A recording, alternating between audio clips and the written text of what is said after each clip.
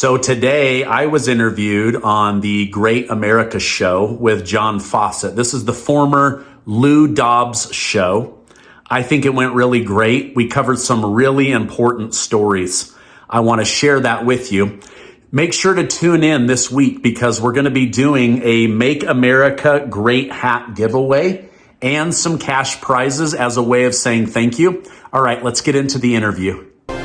Look, I want to show you just a graphic pullout from Politico this morning. It says Democrats are full of despair. We're highlighting Politico, but this could be any one of any number of publications this morning because that's all the reporting. Democrats fighting, Democrats disappointed, Democrats struggling. This after, of course, Senator Chuck Schumer did not block the Senate funding bill, did not move to shut down the government. Let's talk to CNN chief data analyst Harry Enton.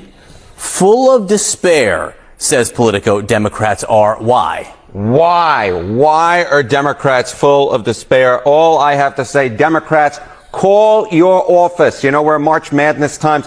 Terrible, terrible, terrible. To quote the great Charles Barkley, view Democratic Party favorably. CNN SRS, look at this, 29%. NBC News, you want to go lower than that? How about 27%? Both are record lows. The lowest going back to 1992 in CNN polling, the lowest going back on record to 1990 in NBC News polling. The majority of Americans hold an unfavorable or negative view of the Democratic Party at this point. All I can say is I'm a big fan of the oldies, so I'm going to quote Chubby Checker. How low can you go? Nice. Well done. With that, what about congressional Democrats specifically? Yeah, what about congressional Democrats specifically? You think these numbers are low? How about this one? Holy Toledo. Voters' views of the Democrats in Congress among all voters disapprove 68%. And look at the approved number, just 21%, even lower than the Democratic Party at large. This is the lowest on record for Democrats, according to Quinnipiac University polling. You think these numbers are bad? Let's go to this side of the screen. We'll look how Democratic voters feel. Get this. The plurality of Democratic voters disapprove of Democrats in Congress at 49%, and just 40% approve. Horrible, horrible, horrible. Hello, everybody, and welcome to the Great America Show. It's great to have you with us. If you haven't been already able to tell, the sentiment of today's show is the Marxist Dems and the trajectory they're on. I mean, they're in total disarray. The fighting within the party, to me, is just amusing to watch because for years we watched the Republicans fight with each other infighting in the party. When most recently, the Kevin McCarthy fight, Republicans going after other Republicans. What Mr. Harry Enton also didn't get to was new polling out from NBC News that shows a majority of Americans think that the Republican Party is who is leading the country right now, that the country's on the right track under the Republicans, folks, under the Republicans. Just last week, on Friday, we saw Chuck Schumer cave to the Republicans. We saw the Republicans for the first time in my lifetime win a battle on the budget, keeping the government funded through September. Chuck Schumer now getting backlash from the Marxist Dem Party, being forced to postpone his book tour that he has coming up for security concerns. These people, folks, are ravenous. The Marxist Dems are ravenous people. There's so much to talk about today. I don't want to talk about it alone. I want to bring in our guest today. He's conservative YouTuber and a friend of mine, the great Steve Gardner. Steve, great to have you with us today here on the Great America Show. Before we get into everything, the flights to El Salvador, these Marxist Dem unelected judges going absolutely nuts. Chuck Schumer, the sentiment of the Democratic Party, your thoughts? Well, I'm very happy to see those numbers so low, but you know, there is a part of me that has a good heart that's like, ouch. But can you really say that you're that shocked? Because as Kamala Harris ran for president and they pumped nearly $2 billion into the election, still voters were saying, what do they stand for? And nobody knows what she stood for. Nobody knows what the Democrat Party stands for. Right now, they say we defend women as a party, yet they want men to go in and dominate women's sports. Right now, they say, we care about you. Donald Trump will screw you over. But then most of their legal battles are about keeping illegal criminals in the country. They're so afraid of losing future voters that they would rather have murderers walking your streets than do the right thing. This is a party that said, we're going to ruin democracy, yet they are anti-American. They say Donald Trump's going to bankrupt the country. Then you pull back the curtain and you find out that they've been doing money laundering in order to steal American taxpayer money and put it over into all of their different pet projects. I'm sick of it, and so are the American people. You brought up a good point, and it was the 2024 election. What did they stand for? I mean, up until we heard Kamala Harris on the debate stage after she stole the nomination from Joe Biden, we all knew it was just Marxism. But then Kamala comes out, and all of a sudden it was no tax on tips. She didn't want tax on tips. She didn't want tax on Social Security. And you're sitting here saying, like, what the hell is wrong with these people? Like, you literally have not an original idea in your own mind that you're out here. Now, they plagiarize each other, Stephen. We've seen it now probably for the last 10 years, but it's still going on now with these stupid, idiotic speeches that these people go out on TV doing. What does the Democratic Party stand for? I mean, curtains aside, as you said, what do you believe the Democratic Party actually stands for? What they actually stand for. I mean, I could say so many things that they pretend to stand for, but I believe that they are still trying to portray themselves as the party that is anti-war. They say that we're the party for minorities. We're the party for the working class. We're the party for the different labor unions. And yet over and over again, they betray them. So honestly, I can't tell you what they stand for, and I don't think most Americans can either, which is why a 21% approval rating, even Joe Biden with dementia had a higher approval rating than the entire Democrat Party. Yeah, the working class, it's such a good point that you bring up, because with this illegal immigration, who is the working class? Who is the working class that the Democrats allegedly say they vote for? Stephen, a brilliant politician once said to me, a man I worked for, he said, you know why the Democrats don't want people out of poverty? And I said, why? He said, because if you pull them out of poverty, they'll know the Republicans, number one, the Republicans did it. The Democrats will never win an election again. And it's by keeping these people in poverty. It's by keeping these people in the projects and low-income housing, giving them absolutely nothing, keeping them on government welfare, because the Democrats are heavily in favor of government welfare. So they see the Democrats as the breadwinners and giving them all this money. But if you let these people out of there and you showed them a better life and you had higher paying jobs and you got these illegals out of this country and these people started making wages where they could live on their own, a Democrat would never win an election again. What's your thoughts on that? Well, I think in their heart of hearts, they know that their party's dying, which is why they said, okay, we have this older white president with dementia. Let's go ahead and flood the country with new voters. So instead of making good on our promise, let's just find new suckers that we can take advantage of, keep in poverty.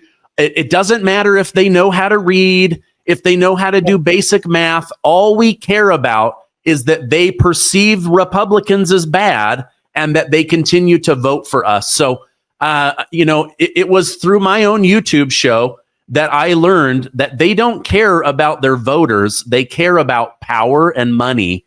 And I mean, that's just on full display. What country would allow 15 million illegals to flood it? Yeah. Half the country didn't want that. The other half, they were kind of hoodwinked. But then towards the end of Biden's presidency, they started having their eyes open. And now, just this weekend, you literally have the Democrat Party fighting to keep murderers in the country versus fighting for children's education, ending the war in Russia and Ukraine, making sure that their voters have good wages to keep up with inflation. To me, it's just disgusting and disturbing. We're going to get to the border because we're going to take a whole segment on that. So on the other side of our first commercial break, we're going to do a whole segment on the border. Before we get to that break, though, the craziest thing to me, Stephen, is how they're ravenous. The Marxists, now most of the Democratic Party as it stands today are Marxist. There's a very select, maybe I can count on one or two hands, people in Congress who aren't. One of them seems to be John Fetterman. Now he's a Democrat. He's a far leftist, but he comes to the table on certain things that make sense. So that's not betraying your morals. That's putting the betterment of the country, like the CR. He said, okay, I don't agree everything's in it. That's a man that I could respect. I don't agree everything's in it, but it's in the best interest of the country to keep this thing going. Most of them are. But to see the AOCs, who I believe is going to try to take over the party, whether it's a run for the Senate sometime soon or a leadership takeover in the House, she's going to try to make a move because the Marxist Dems have infiltrated the entire party. You look at getting rid of Joe Biden out there. That was a Marxist cabal takeover by Nancy Pelosi. But to watch them, Stephen, the infighting, the ravenous of them going after each other now, like they're going for the jugular, trying to kill their own people. To me, it's not something I ever expected to see out of their party because they always seemed united. They always seemed they were on the same page. They always seemed like everything was in sync, and they didn't go against each other. But now they're going for each other's jugular. Did you ever expect that it would come to this point inside the party? No, I didn't, because during the draconian COVID lockdowns that were totally unnecessary, in my opinion, one thing I noticed is they were very unified towards evil, but still unified. I could respect the unity. And I kept thinking, why can't these rhinos and Republicans get along? How can we have the Trump derangement syndrome Republicans and the ones that wanted to support MAGA? Why, they were like water and oil, but the Democrats, they were in lockstep. They did whatever Nancy Pelosi and Chuck Schumer said. And maybe this division started over, throwing Joe Biden out of office. Yeah. A lot of them did not want to support Kamala Harris. They would rather have Dementia Joe and get their agenda through. Now they have to actually do something of substance. And, as you said, I have a lot of respect for this John Fetterman guy because he's saying, listen, it looks really bad to shut down the government. Yeah. It's really inappropriate to strike fear in the heart of the American people and people that we owe money. We have to keep the government open. Meanwhile, AOC, you find out behind her constituents' back, she had hired an illegal immigrant, was paying him $80,000 a year, $30,000 higher than what her average voter earns. And instead of giving a job to an American, she gave it to an illegal. And then now she's opposed to keeping the government open. She's opposed to everything that Donald Trump stands for, even when it's good. She's out. She used to be on the border saying, we got to keep kids out of cages. Now she's saying we got to keep illegal immigrants out of Mexico. Keep them in America. Keep them in New York. Keep them in New Jersey. It's just so backwards to me. Yeah, you're absolutely right. I want to take a quick break here. When we return, by the way, folks, we're talking with Stephen Gardner, brilliant conservative YouTuber. You guys can check him out on YouTube, Rumble, wherever you guys get your podcast. But YouTube is a place to catch him. Stephen Gardner 1 on YouTube, at Stephen Gardner 1 with a P on YouTube. I promise we're going to take up a segment on this whole border crisis. President Trump invoking the Aliens Enemy Act of 1798 just over the weekend. Tom Homan was asked about it. I want to roll this clip for you. You say to those who claim you're using a 200-year-old law to circumvent due process? An old law? Not as old as the Constitution. We still pay attention to that, don't we? But some would say this is... How many more terrorists do you plan on deporting to El Salvador? Tom Homan is absolutely brilliant. I got to know him very well working with him at Fox. The guy is totally brilliant. I want to take a quick break. We're coming right back with Stephen Gardner, folks. Stay with us. So much more to talk about. So much more to come on this St. Patrick's Day. Stay with us. You're still looking good. I'm still feeling good. I've got all your MyPillow products. Mattress topper, bed sheets, MyPillows, towels, slippers, blankets. I'm interrupting this commercial to do something I've never done before. Get 2 MyPillows absolutely free on orders of $100 or more. I can't do this forever, so get on board with this great sale today. Our best-selling 6-piece bath towel sets or kitchen towel sets, just $29.98. Our famous standard MyPillows, only $14.98. Queens, $18.98. King size, only $1 more. Body pillows, $29.98. Multi-use MyPillow 2.0s with pillowcase, $9.98. Save $40 on our spring percale and Giza Dream bed sheet sets. Any size, any color. So go to MyPillow.com or call that number on your screen. Use your promo code to save up to 80% on all MyPillow products. And when you spend $100 or more, get 2 standard MyPillows absolutely free. Folks, we're back with Stephen Gardner, conservative YouTuber. You can follow him on YouTube at Stephen Gardner1, Stephen with a P. Catch him on Rumble, wherever you guys get your podcasts. We recommend it to you highly. Steve, I want to turn to that border issue we were talking about over the weekend. By the way, I have to give credit where it's due with this Trump administration. Everything so far has been so tight-lipped, and everything has been so organized, and everything has been so law-abiding that there's very few things the Marxist Dems have been able to rebuttal, even in the court of law. However, the Democrats were able to go to a Marxist Dem judge and get a TRO, temporary restraining order, on President Trump deporting a few hundred illegals. Now, these aren't just your kitchen workers and your gardeners. These are killers, Tren de Agua gang members from Venezuela. So he deports them to El Salvador. They find out while the planes are already in the air in international waters that this Marxist Obama judge wants the planes returned back and says President Trump has to wait to get this thing done, get this thing passed through. James Boesberg, as I said, an Obama appointee. And Donald Trump simply, so brilliantly says, well, the planes are already over international waters. Too late. Your thoughts, Steve? I thought it was a great loophole. I mean, think about that. What American fights to have murderers kept in America? Not only is it dangerous, not only does it make America unsafe again, but we now have to pay upwards of $100,000 a year per person in the U.S. prison system. So what is the meaning behind all of this? But yeah, I saw that Stephen Miller from the White House was on the news, and he said, hey, they're already over international water. We can't do anything about it. And you know what? I watched the footage of these guys coming off the airplane. They take them. They're not allowed to keep their head up. They're in chains. They bring them in. They put them on their knees. They shave their head. They shave off their facial hair. They take photos of all of their tattoos. And then, boom, they go into these super prisons down in El Salvador. I thought it was a brilliant move. President Trump has promised to make America safe again, and promises made, promises kept. Talk about the art of the deal. Imagine having a country welcome in the deadliest people on planet Earth. I mean, where that you can find a garbage dump that you can store these reprehensible people who do so much harm to our societies, whether it be drug importation, whether it be human trafficking, whether it be murders, rapes, whatever it is. These are the worst people you can possibly have in your states. You get the Democrats begging to keep them. I've got a proposition for every Democrat who wants to keep them here. Why don't you adopt one? How does that sound? Yeah, they love to put them up in other people's houses, but not their own, right?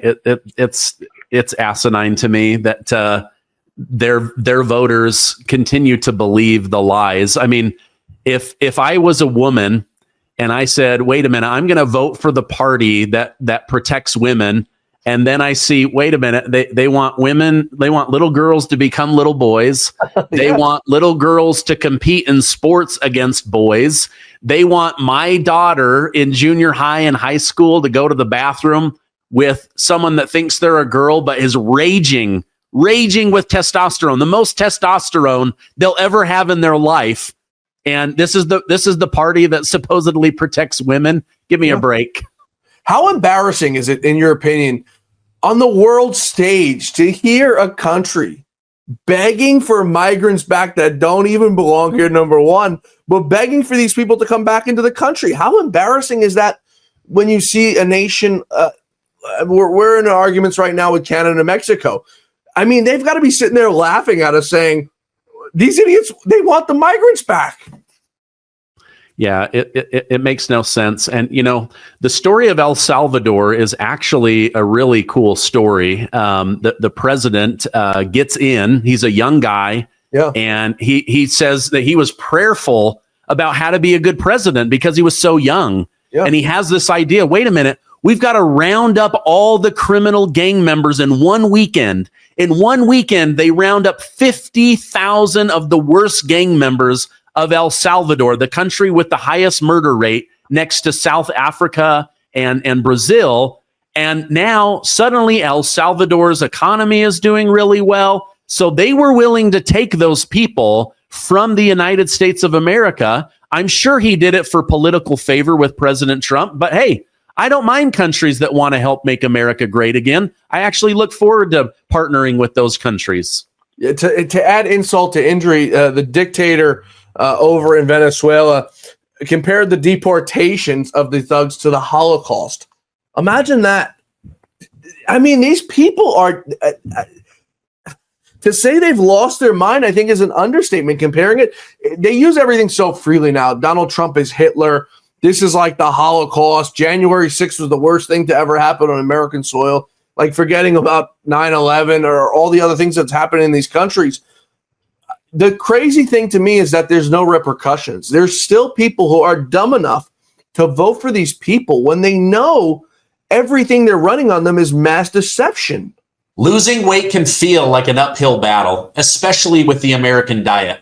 From nasty seed oils that hurt us to high fructose corn syrup that makes us even more hungry. Americans have wrecked their gut health. That's where Thermotrim steps in as a smart, science-backed solution. This USA-made fat burner starts by restoring your gut health. Thermotrim has a gut bacteria found in thinner people but not heavier Americans. Thermotrim helps restore that so you can lose weight. It supports digestion and curbs cravings naturally.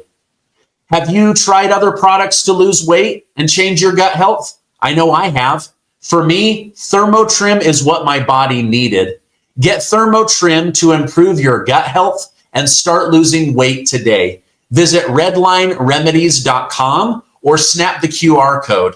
Make sure to use code Gardner to get an additional 20% off.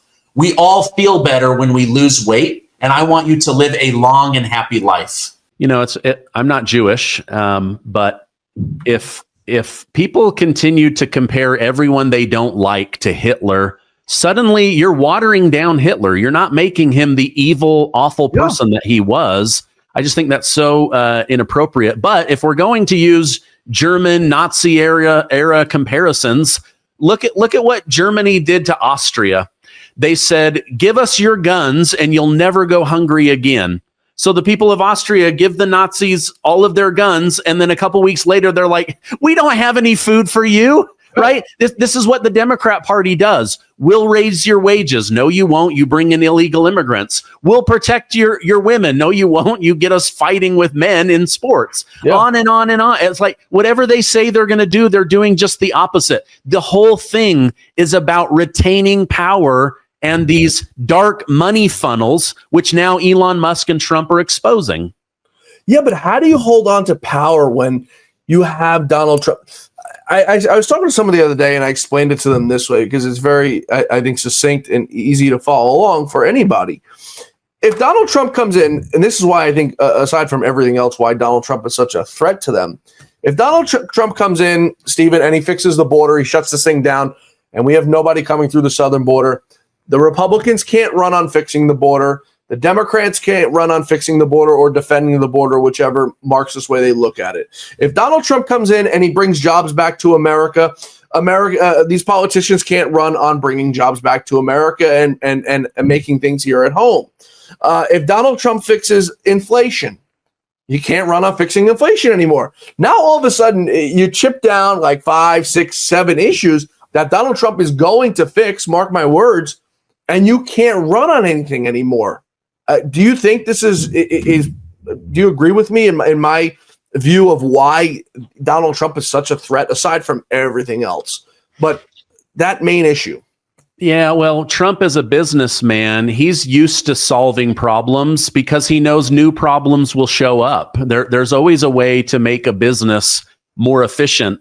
The problem is in the Republican Party and in the Democrat Party, so many of them, all of their adult work life experience is government. Right. And government is very different than business. And so, but what I have learned in 20 years of business is no business cares what you've done for them. They only care what you've done for them recently. So all of these things that the Republicans are worried about, those are going to be great for winning the 2026 midterm election. Hey, look, we're not going to fix the border. We fixed the border. We're not going to bring down inflation. We brought down inflation. We're not going to keep men out of women's sports. We kept them out of women's sports. On and on and on. This past tense, look at what we just did, is going to be the highlight of the midterm elections. You know what scares the hell out of me, though, Stephen, is that the Republicans somehow always find a way to mess up an empty lot. I mean, you can give these people, and the problem that I see, and it scares the hell out of me, is that in 2028, when Donald Trump is no longer running and finally probably retires once and for all from everything and enjoys the rest of his life, Donald Trump can't carry these people along the finish line anymore. And if you look at what he did this last election, he carried the House, he carried the Senate, because he pulled so many of them across the finish line with how dominant he was in these districts. I think if you look at the map from 2024, the only places there was maybe 5 or 10 of them that went further left, and it was places in Colorado. I mean, literally every single congressional district in this country went further right this time. Do you think the Republicans can get out of their own way and not trip over their shoelaces in the midterms? I think there's a lot of rising stars. I don't know that it will be an older Republican that replaces Trump. Even now he's saying, okay, J.D. Vance is good. I don't know that he's ready right now, but if something were to happen to me, he could step in, right? But look at some of the rising stars we have, like Vivek Ramaswamy. We have Byron Donalds. Ron DeSantis could make a comeback. There's a lot of good people out there that I think could rise, step up, and carry the MAGA agenda forward. And I think Trump is trying to show the path and the courage for how to do that. But is there another Donald Trump waiting in the wings? I don't know. Even Donald Trump Jr. is no Donald Trump, right? So but I do think we just have to trust that somebody is going to rise up. Someone's going to carry this forward. And I believe that Donald Trump, unless something happens to him physically or mentally, this guy's not getting out of politics in 2028. I think he'll just be behind the scenes. I learned this from an interview that I did last year that most people don't know, is that Richard Nixon was privately behind the scenes consulting with Ronald Reagan on how to win the election. And he's the one that told him, keep it about the economy, keep it about the economy. And so I think behind the scenes, Donald Trump is going to be in politics well into his 80s. But I'm just trusting that there's going to be a rising star that will be able to carry the MAGA agenda forward. Yeah, I hope to God you're right, and I hope to God I'm wrong. The other one you didn't mention, who's absolutely blown away my expectations, is Marco Rubio. I mean, the man is doing absolutely just such a good. By the way, he's a massive part of the reason why we were able to ship over these migrants over to Venezuela. He went down there, met with the president, and negotiated this whole damn thing. He's doing an absolutely terrific job. I want to take one more quick break here before we go into our final segment. Take up a little bit of some issues going on. Conor McGregor, by the way, speaking of St. Patrick's Day, was over at the White House today with some warnings to the West about what's happening to his country and what's happening to Europe. Donald Trump also sending some shots over the bow to those January 6th Marxist committee members. We're going to tell you what Donald Trump did this afternoon. Stay with us, folks. We're coming right back with Stephen Gardner. Folks, we're back with conservative YouTube host Stephen Gardner. You can follow him on YouTube, Stephen Gardner1, Stephen with a P. All social media platforms, wherever you guys get your podcasts, we recommend it to you highly. It turns out I found somebody who works harder than me. Stephen does multiple shows a day. So I'm not sure I should be promoting this, but I'm promoting it, and I hope you guys go and join Stephen every day because he has great guests, and he covers all the topical stories that you guys need to know about that we cover here in great depth. Before we get to this whole pardon issue that Donald Trump is having with these January 6 committee members. I want to roll a clip from you from Conor McGregor, who was at the White House today, a little concerned about the direction of his country. Take a listen. I'm here to raise the issues the people of Ireland face, and it'll be music to the people of Ireland's ears, because never on the main stage has the issues the people of Ireland face been spoke. Our government has long since abandoned the voices of the people of Ireland, and it's high time that America is made aware of what is going on in Ireland. What is going on in Ireland is a travesty. Our government is the government of zero action with zero accountability. Our money is being spent on overseas issues that has nothing to do with the Irish people. The illegal immigration racket is running ravage on the country. There are rural towns in Ireland that have been overrun in one swoop, that have become a minority in one swoop. So issues need to be addressed, and the 40 million Irish Americans, as I said, need to hear this, because if not, there will be no place to come home and visit. Stephen, the crazy thing, if he didn't have that, by the way, for anyone who doesn't know, Conor McGregor is one of the greatest UFC fighters of all time, waiting for him to make his return after an injury. But if he didn't have that accent, I would have thought he was describing America just about 3 months ago. Yeah, absolutely. Yeah, let me put on my St. Patrick's Day Make America Great Again hat. We're going to be doing a giveaway over on my channel, giving away these Donald Trump Make America Great hats. I thought the exact same thing. I had to clean my ears. I said, wait a minute. They're using Irish tax money to overrun the country. They care more about illegal immigrants than citizens. Small towns like the one in Ohio, Springfield, Ohio, I think it was, overrun overnight with a minority population that doesn't speak their language, have the same religious beliefs, the same American tenets, That's what he was talking about, and that's what we're talking about. I'm scared to death of that, and I bless his heart for bringing attention to Ireland's issues. Yeah, you bring up a good point about people not speaking the language. I was on someone's podcast last week, a professor, and we were talking about the education system and how getting rid of the Department of Education, in my opinion, will give, sort of like Roe v. Wade, it'll give the power back to the states. If you live in New York like me, your kids are going to learn absolutely nothing. They're going to be lowest among standardized testing because we're run by Marxists here in New York. If you're down in Florida, if you're in Alabama, if you're in Georgia, your kids are going to get a quality education.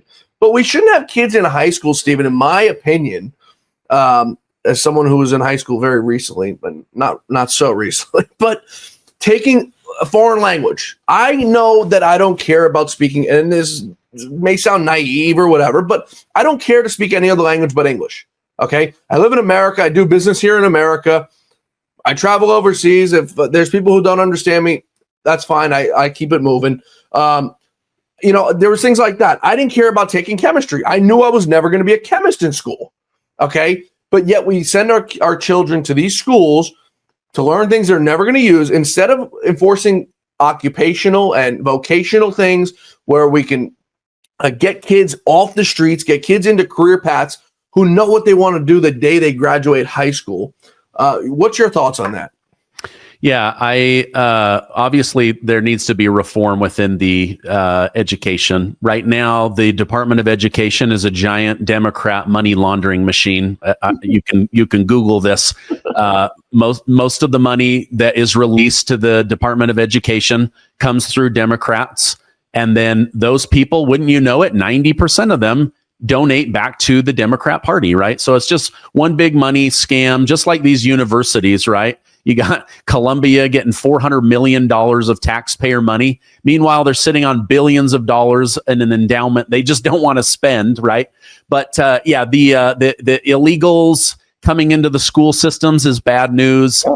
We need to focus on getting good teachers that have the flexibility to actually teach, instead of focusing so much on standardized testing. But even right now, Utah has some of the highest test scores in America, very big on education. I don't run into children that don't know how to read. I don't run into children that don't know how to write. Maybe that's the area that I live in. But even now, my junior high daughter is telling me, Dad, I'm having a hard time getting help from the teacher.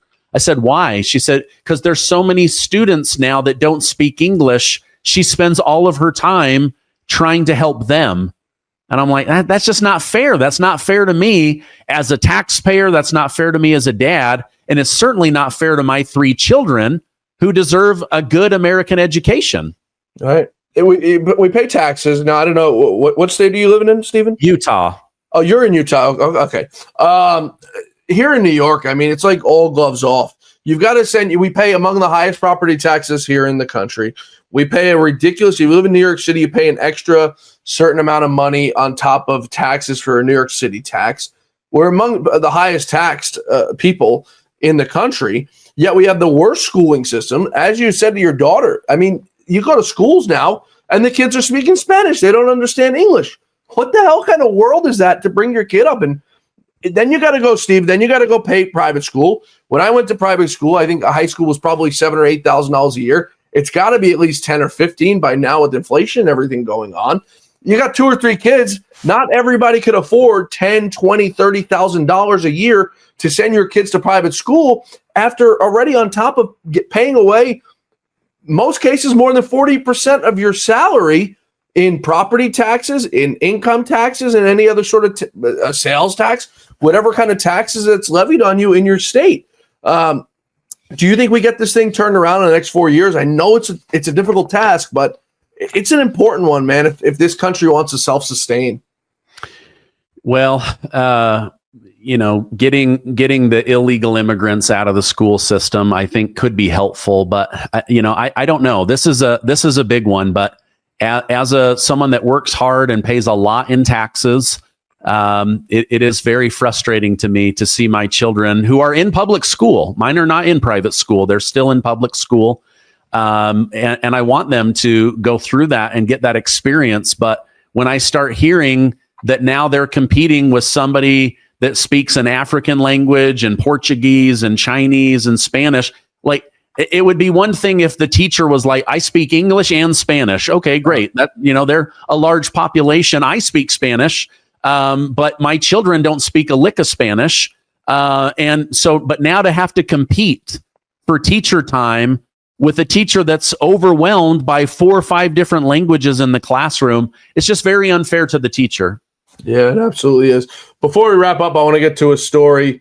Donald J. Trump, he never ceases to amaze me, never ceases to surprise me. Putting out this tweet, I should say on Truth Social, early this morning. Quote, the pardons that Sleepy Joe Biden gave the unselect committee of political thugs and many other are hereby declared void, vacant, and no further force of effect because of the fact that they were done with an auto pen. In other words, Joe Biden did not sign them, but more importantly, he did not know anything about them. The necessary pardoning documents were not explained to or approved by Biden. He knew nothing about them, and the people that he did may have committed a crime. Therefore, those on the unselect committee who destroyed and deleted all the evidence obtained during the 2-year witch hunt of me and many other innocent people should fully understand that they are subject to investigation at the fullest level. Fact is that they are probably responsible for the documents that were signed on their behalf without the knowledge and consent of the worst president in the history of our country, crooked Joe Biden. I mean, this is an absolute total barn burner for Donald Trump now, because it's an interesting one, and it's one that'll probably get stuck up in the courts. But, I mean, how do you even handle this situation like this? I'm sure you saw the story about the 5 pardons that were signed while Joe Biden was in St. Croix, said the documents were signed. Now, it wouldn't, I think, be unconstitutional to sign them when he was in St. Croix, but the document said they were signed in Washington, D.C. So that's sort of interesting. But this is back to now the pen issue. What's your thoughts on the legality of these pardons that these people have gotten?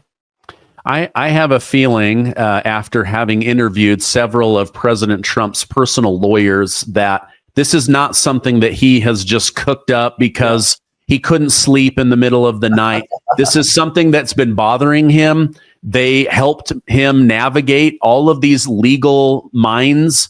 And now that he's back in authority, this came out. Like, I don't even know that he knew how to do anything. But 10 days ago, the Heritage Foundation realizes, wait a minute, these are being signed by like a robot, not the president of the United States. And wait a minute, some of these were signed when he's out of the country.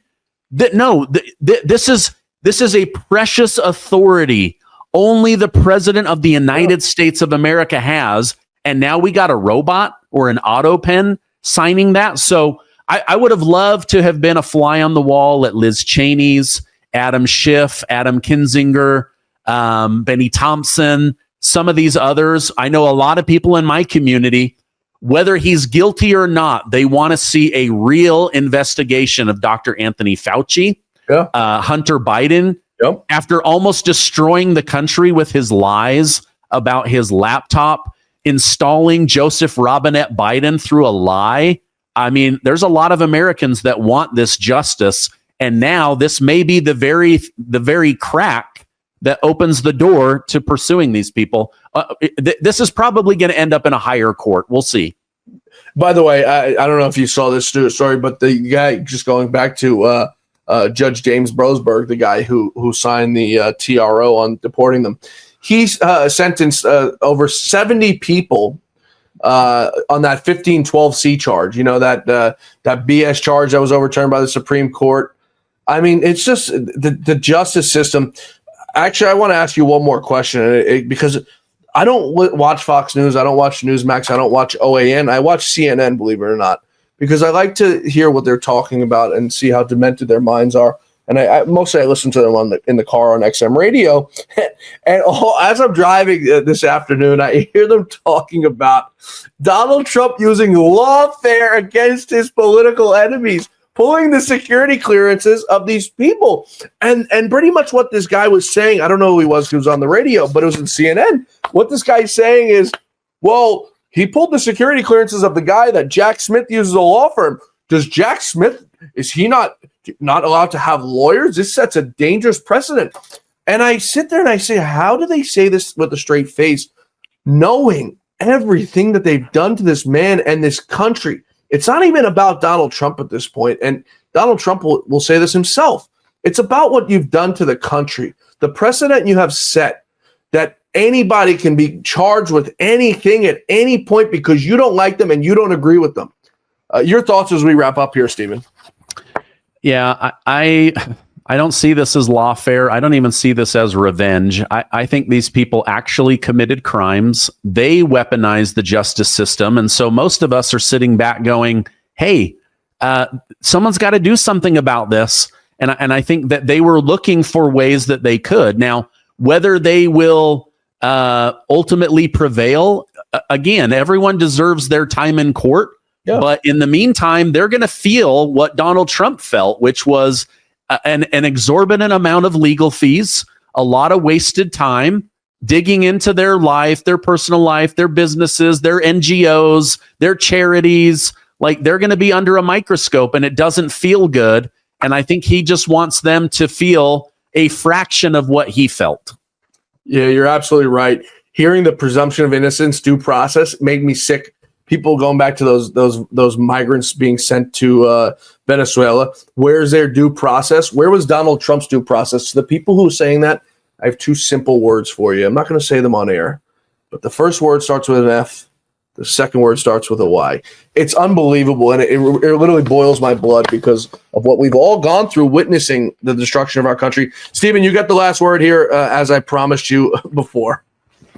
Yeah, I would just say, look at all of the good that the Trump administration has done, right? When it comes to, is America on the right track? Almost a 17-point swing from Biden to Donald Trump. The media tells us Donald Trump is bad, yet the American people, his approval rating is so high right now, and it's only gone higher. Gas is coming down. The price of eggs is coming down. The interest rates are coming down. You guys, we're only 60 days in. It's only going to get better. But I think a lot of these problems he's solving are going to be the talking points to win the 2026 midterm. Yeah, you're absolutely right, folks. As I said, you can join Stephen every single day, 3-4 times a day if you can handle it. It's a lot of news, Stephen. I don't know how you do it, man. This 40 minutes, 50 minutes with the pre-show kills me. I don't know how you do it. But, folks, Stephen Gardner, Stephen with the P, Stephen Gardner 1 on YouTube. As I said, you catch him multiple times a day there, wherever you guys get your podcast, Rumble, Twitter, wherever you guys get them. we ask you to please join Stephen there each and every day where he does a terrific show. Stephen Gardner, come back soon. It was great talking with you, brother. Thank you so much. Thanks, everybody, for being with us today here on the Great America Show. I hope you enjoyed our interview with Stephen Gardner, Great American. As I said, he does a terrific show. You can follow him on YouTube at Stephen Gardner1, Stephen with a P, or you catch him multiple times a day. As I said, I didn't think there was anyone who worked harder than me. Just kidding. There's a lot of people, but 3 to 4 times a day. It's a lot of content, folks, a lot of great content that you can keep up with the news without having to turn on Fox News, because we don't like to do that here on the Great America Show. Folks, we'll see you back here tomorrow for the Great America Show, where our quest for truth, justice, and the American way continues. Until then, may God bless you, may God bless America, and may God bless the great Lou Dobbs. We'll see you tomorrow, folks.